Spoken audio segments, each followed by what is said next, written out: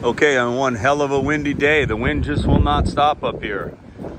Recon 2 in the go position. I may have to clear the codes with the flash cal. It drives for a little while. I use the e-brake. As soon as I come to a complete stop, it stops working. So I think I'll be able to nurse this down the driveway. First thing we're going to do is put the compass on Mike's trailer.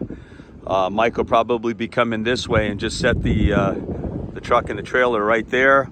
We can come down, put the compass on the trailer, and then hopefully there's enough drive in this Jeep here to get this up on the trailer, and then we're heading down to AA transmission.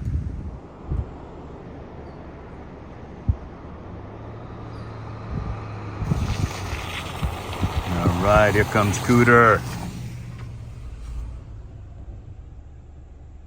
Right on time.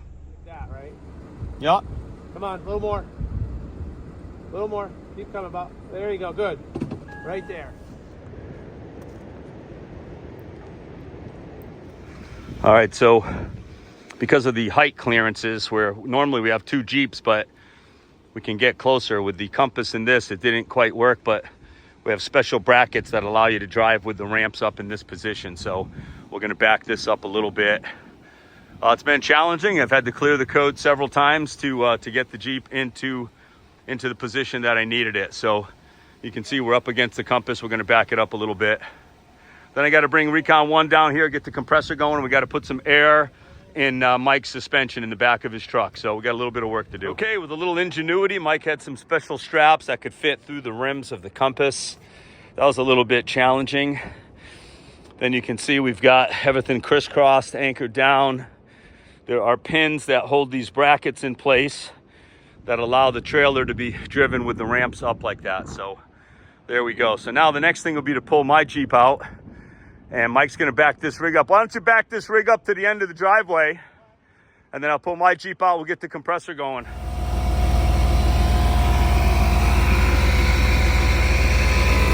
All right, getting the compressor all aired up to pressure.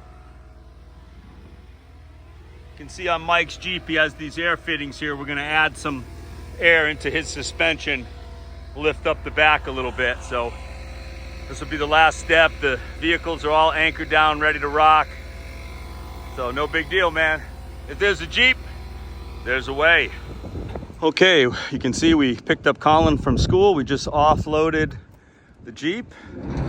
Gonna go in and see Tony, give him the keys.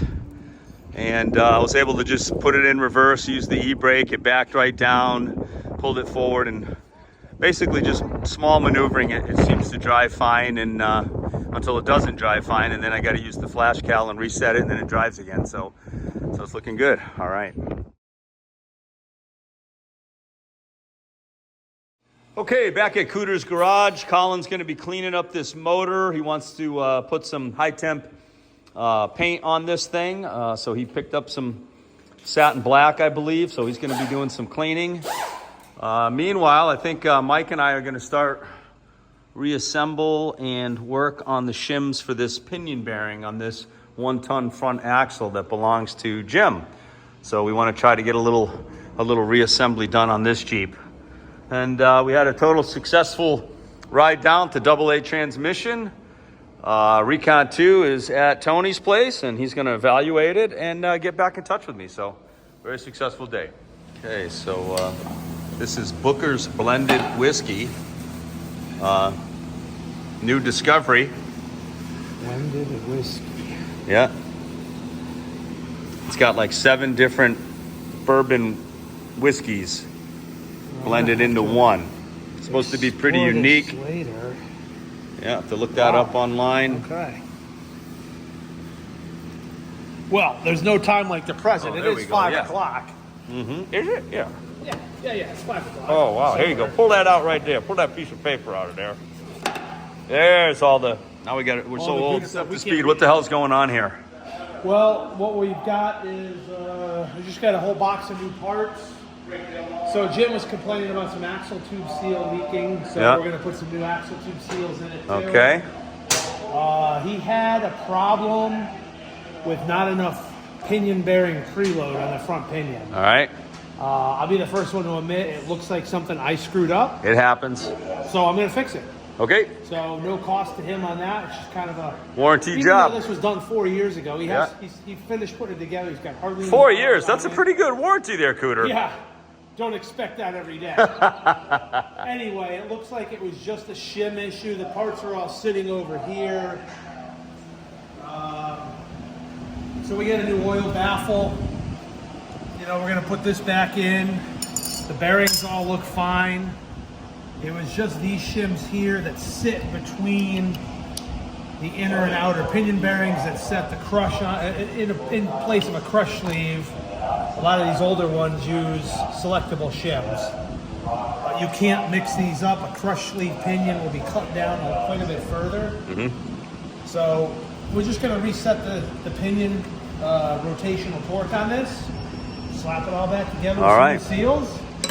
So there we go. We're going to be doing some work on Jim, a fellow club member, longtime club member, and we're going to get his buggy back up and running. That's it.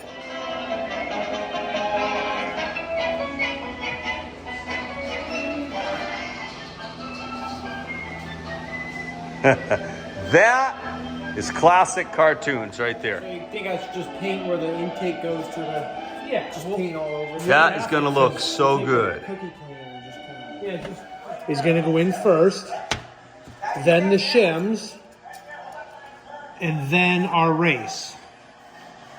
So we're going to go just like that. Baffle in the housing first. And that's the orientation? Yep, that's the orientation. You can even see it has a step, and it won't Oh, fit. yeah, you're right. It does have a step. It won't really You can see it that way. Because if you put it the other way, it'll be up against the pinion head. You can see the offset right there, how So it has to faces go, the pinion. all this stuff has to go in there just like this. Whoop. Just like that. Okay, just use this tool right here. Let's take a look at that race.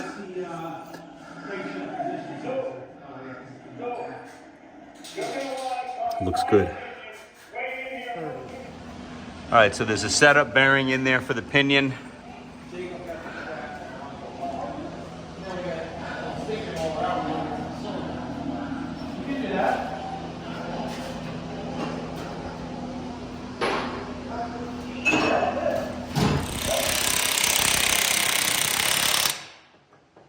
So there's where we're at. Yeah, That's a problem. that's a lot. That's too much. That's nothing. Yeah, my God. So I don't know how this got out of here that way. The only thing I can think. So that's what we started. So after recalibrating this, I got 25 inches of rotational force, inch-pounds.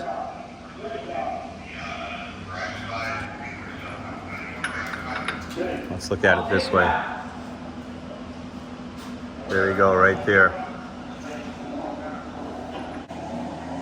Okay, so happily, we now have 25 inch-pounds of rotational force. Obviously, we have a setup bearing in there.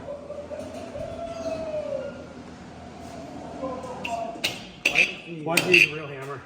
You're not going to get anywhere with that. No, it's going. Just tap it flat so you don't. Remember, U-bolts go in here, so even if those aren't perfectly flat, it's not the end of the world. Come around here and take a peek. We got the new bearing going in. We think we got our shims right now. Keep going.